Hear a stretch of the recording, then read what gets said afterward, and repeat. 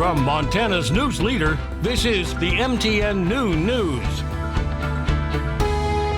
And good afternoon. Thanks for joining us on the Noon News. I'm Andrea Lutz. In Minneapolis, people gathered close to the spot where George Floyd was killed nearly a year ago. The murder trial of fired police officer Derek Chauvin begins its second week.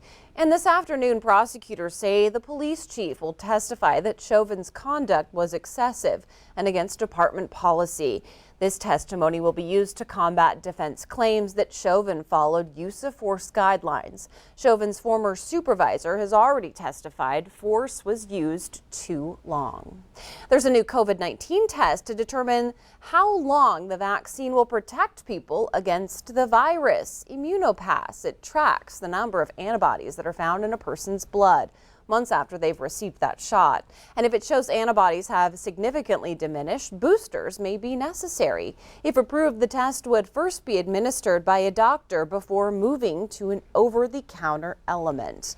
With Ellen Leahy retiring in June, Missoula County is hiring a new health officer, Deshane Barnett. After a nationwide search, she was recently selected as Missoula County's incoming health officer.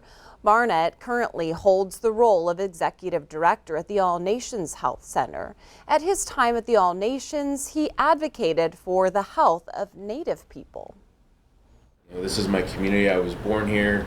My husband and I are raising our son here. My parents, grandparents.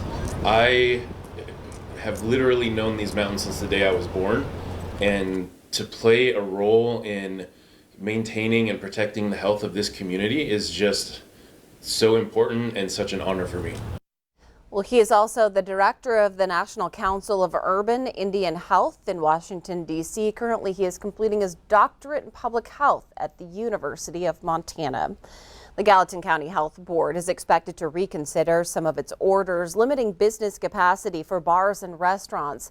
And the board is also expected to discuss reconsidering quarantine and isolation guidelines, as well as long-term care facility limitations and a face mask mandate. Several emergency orders were set to expire on April 20th. The meeting is going to be held over Zoom.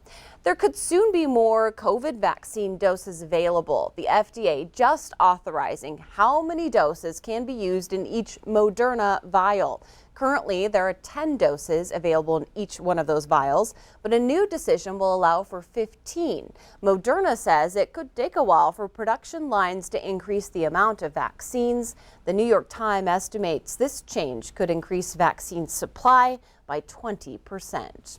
This afternoon, we are tracking a wildfire that's been burning near Helena. The fire forcing residents to evacuate, but as of this afternoon, they are back in their homes. Emergency crews sprung into action to contain those flames burning northwest of the capital city, and officials are still trying to determine the cause of that fire.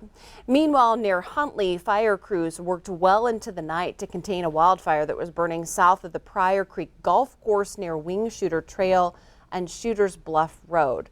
Officials were worried Sunday afternoon as those flames of this fire quickly grew, but no structures were threatened. And while a code red was issued, nobody, luckily, was forced to evacuate. Of course, we're looking in at the weekend and following up on the week ahead. And Miller's here to kind of let us know, is fire danger still a concern out there? No, you know what? It'll lessen now because we do have moisture coming into the area. It's not going to be dry, definitely not going to be dry, especially what we've seen over the last couple of days. On that note, let's talk about some record highs yesterday.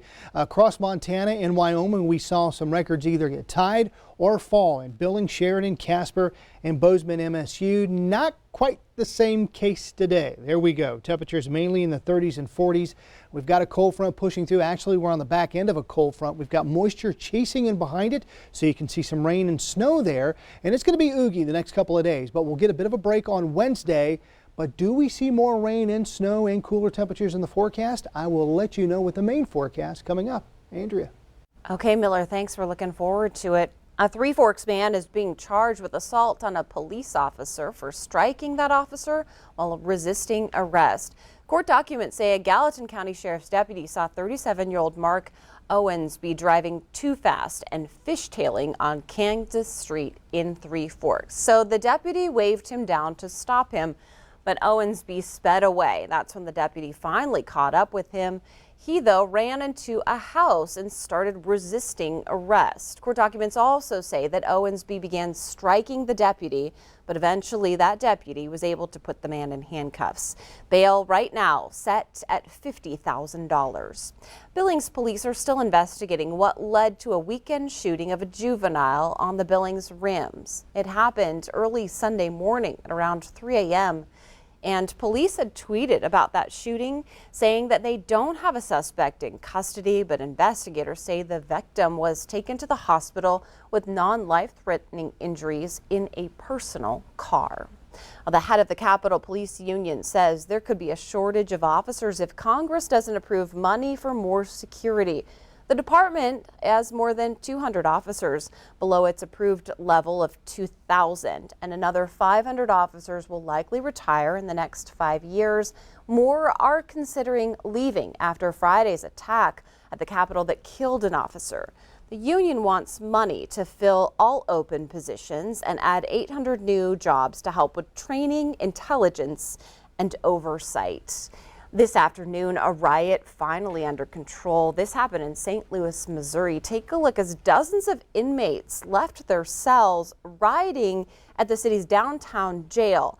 So as you can see, they were smashing out windows, screaming at the crowd gathering below, demanding that their hearing dates in an ongoing criminal proceeding be moved. And court assignments are delayed because of the pandemic. The inmates even throwing chairs from a third-story window, and police could be seen in riot gear in and outside of the building.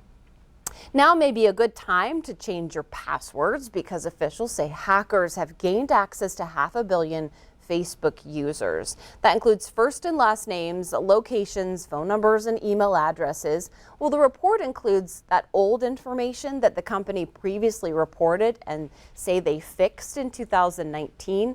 Internet security experts say the information still holds value to hackers and cyber criminals who specialize in identity theft. Missoula breweries are trying to encourage customers to get vaccinated by enticing them with free beer. One Missoula brewery is offering a free pint to encourage the public to get that COVID-19 vaccine. DraftWorks is among several businesses in the area engaging in the fight to end the pandemic with promotions.